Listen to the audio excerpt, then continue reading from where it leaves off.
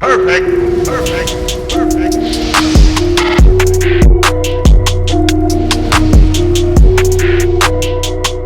What is going on, everybody? I go by RB, and this is Philly Take with RB. You guys know what to do. Go ahead and smash that like button for me. Hit the subscribe if you're new, and ding that notification bell so you're instantly notified whenever I upload or go live. We are on the road to 5K. But hey, today we are back talking some Philadelphia 76ers. Today's actually the first day of Sixers camp, and they play a preseason game in 2 weeks. 2 weeks. I cannot wait. Still can't believe how fast this whole thing has come together. But man, do we have a lot to talk about. Today, I want to talk about the Sixers' projected starting lineups. I've put together 4 different lineups, and we'll talk about why each one makes sense. But with that being said, let's go ahead and jump right into this. So, my first lineup I want to talk about is what I would call the Sixers' common lineup. Probably the favorable lineup for a lot of people. And that's simply because you're putting your best 5 in the starting 5 on the floor to start the game. So, as you can see, I got Ben Simmons at the 1, Seth Curry at the 2, Danny Green at the 3, Tobias, and then Joe. Obviously, this is your best 5. You know, you're going to be able to space the floor. We go out and trade for these guys. Ben Simmons is going to play your point, and I do think it's important to note throughout this lineup and throughout all our lineups we go over, there is really positionless basketball that's going to exist in Doc's system. He said it before, and it's true. You can look at Ben Simmons technically at the 1, but at the same time, we're just going to look to put our players in the best positions of need and the best places on the floor. So don't get caught up too much in the position name. But yeah, this is your best 5 on the floor. I think you'll be able to space the floor well. You'll have Ben who can handle the ball. You'll have another ball handler in Tobias Harris. Obviously, your anchor in Joel Embiid, and then 2 shooters. That's pretty much it. In terms of the bench and throughout our lineups, I've put together guys who I think are going to have some minutes. I don't know if they're going to have valuable minutes. Obviously, I don't know who's going to round out the top 15. As we get more information closer in the next couple weeks, you know, we'll talk about that. But these are the guys who I think could get some minutes. Obviously, Matisse Thybulle at the 6-man, Tyrese Maxey, Dwight Howard, guys like that, Shake Milton, Furkan Korkmaz, is he going to be on the team? Isaiah Joe, what's his role going to be from day one? And there's a lot, but really I just have the guys on the bench, like I said, who I think could play during games. Just a prediction, though. But yeah, this is my lineup 1. It's as simple as that. This is, you know, like I said, what most people would probably prefer and what I've been hearing a lot of. However, getting to our second lineup now, this is what I would call my preferred lineup. This is actually my favorite lineup, and we're going to talk about why. I think it makes the most sense for the Sixers. Look, obviously you can see I've moved Ben Simmons to the 3, inserted Shake Milton into the 1, and I think this is key because here's why. As I've been saying, Ben Simmons, his identity, his role as he develops as a star, I really think Ben Simmons is going to, you know, flourish into a point forward role. I think he's going to develop into that type of player.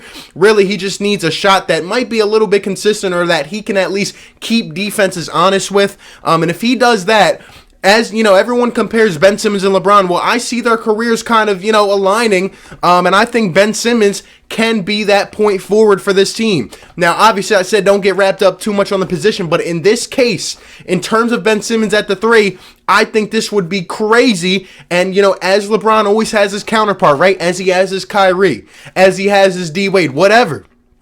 Ben Simmons is going to need his ball handling guard, which is what I've been saying even before the draft. So I don't think Tyrese Maxey is ready to be that, you know, shot creating, floor spacing type of guard yet. I think he's developing, can play off the ball. But Shake Milton, a lot of people are down on Shake Milton. I was one of the people to say he should not start going into the bubble last year because he didn't have the experience. A lot of people got on me about that, but at the end of the day, he was not ready for the playoff atmosphere. However, given the fact he's had a little bit of time now to kind of digress and look at things, Shake Milton in a sample size of about 40 games shot 43% from the field. He was in his 2nd year. He's going into his 3rd year. And the kid has shown a lot of upside, a lot of promise. Actually had his best game, 39 points against Doc Rivers and the Clippers. And we've heard Doug talk, you know, about Shake Milton.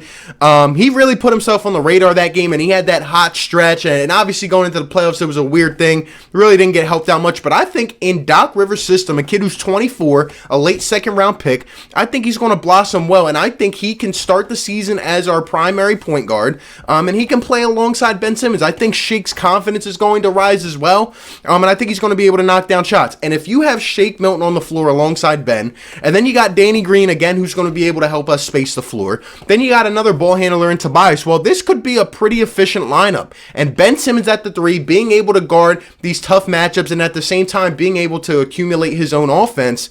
At the same time, look, Ben Simmons, I think this is kind of the trajectory of where his career is headed. And here's the other reason why this is my favorite lineup. Look at the bench. Look at the bench. Look, I've always said Doc has that assassin as a 6-man, whether it's on the offense or defensive side of the ball, usually offensive. And Seth Curry coming off as your first option off the bench is crazy. This guy's, look, you can have him on the bench, but he's going to play 25 minutes a night. He's going to play 30 minutes a night. And he's going to give you a lot of production off the bench.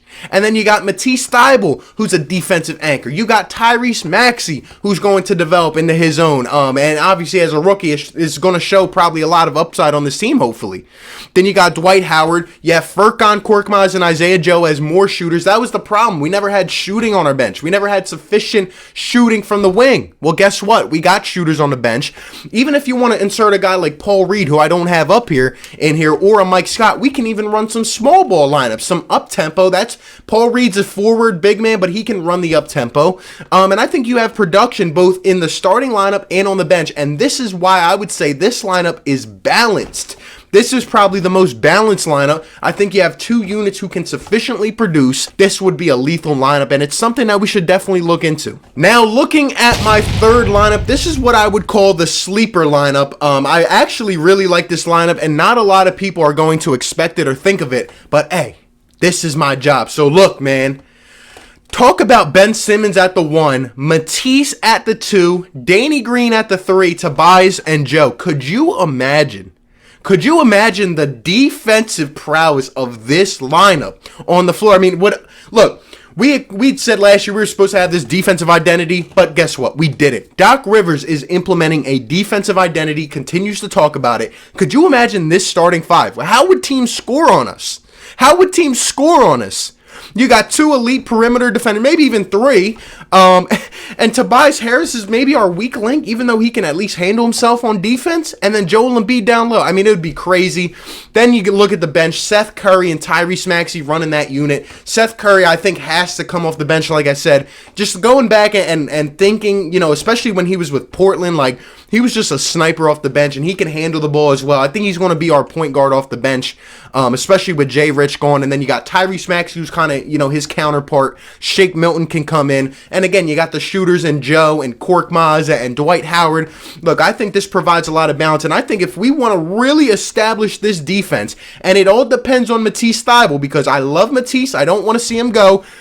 People forget how good he was shooting at the beginning of last season until he sustained that knee injury. If he can continue to develop, which I think he will on both sides of the ball, and you got Matisse Thybulle out there that can hit some threes, you got Danny Green, and then you got this defensive lineup. Holy crap. We will be lethal against teams. This is a sleeper lineup, and I've said Doc likes his 6-man. Well, even if you bring Matisse into the starting lineup, Seth Curry is on the bench as your first option off the bench, so don't even worry. Doc's son-in-law, this would be crazy, man. Oh my gosh, this is a sleeper lineup. Look, if this happens, you heard it here first. And then my fourth and final lineup is what I will call the hot take lineup. You know we got the hot takes here on the channel, and that's because this is a bold take. I don't think this is going to happen, but hey, if Tyrese Maxey, in less than a month after being drafted, is somehow ready to go for the NBA, if he's day 1 ready and he's showing all this promise in camp and in the 2 preseason games, and somehow he's ready to go right away, which I wouldn't expect anyone to be, well, guess what? He could insert into the starting lineup. He could play alongside Ben, and he would have to show that upside as a shooter. You know, that's the one thing we are a little bit worried about. A lot of people think it's going to develop. He has a nice jump shot form, but we'll see how it plays out. But if we could have Ben Simmons Tyrese Maxey next to him, he could kind of play off him a little bit. He could play on the ball, off the ball, and kind of help Ben out, who would, be able to play off the ball as well in the dunker spot, things like that. And then you got Danny Green, again, who's going to be able to space the floor. Tobias, who can handle the ball as well. And then Joe, don't know about the shooting necessarily in this lineup. I do think it could come across well if guys are hitting and if they're on and if they have sufficient space and they're in the right kind of groove. But man, this lineup would be deadly as well because, again, look at our second unit. This is all about creating a great second unit, which we really haven't had in years. I don't think we have had a solid second unit in years because Furkan Korkmaz is streaky. You know what I mean? Because Raul Neto is apparently loved by Brett Brown. That's why. Trey Burke was our best guy and he gets let go. But man, oh man, Seth Curry again and Matisse Thybulle off the bench. I really like the combo of Curry and Thybulle off the bench. I like the combination of Curry and Maxey off the bench. I think both ways are going to succeed. And again, Shake Milton, I don't know what his role is going to be. He's really a big question mark. Is he going to develop? What is Doc going to do with him? I could really see him starting. I could see him playing 12 to 15 minutes a night. It's crazy. He's on both sides of the spectrum. Overall, I think that we have a lot of talent on this roster. Definitely a lot more fit on this roster than we did before, and we're going to acquire more talent as the season goes on. We've heard Daryl Morey say that, but it's all about the identity that we want to build on this team, and it's about developing our stars into the next stage of their career. It's about getting Ben out of that comfort zone and ready to go and ready to be an all-NBA player every year. It's about getting Joel Embiid to perform on a consistent daily basis. And I think Doc Rivers, a high IQ, a guy who's had a lot of experience type of coach, is going to be able to do that with his highly IQ skilled staff. Man, oh man, I can't wait. I'm so intrigued to see these lineups and how things kind of, evolve as we go into the next few weeks. But Sixers basketball is almost back. I cannot wait. You guys let me know down below. Do you agree with any of these lineups? Do you have any variations of your own lineup? Let me know all your thoughts down below in the comment section. Appreciate you guys for tuning in. Be sure to like, comment, and subscribe, and I'll catch you on the next one, man. Peace. Perfect.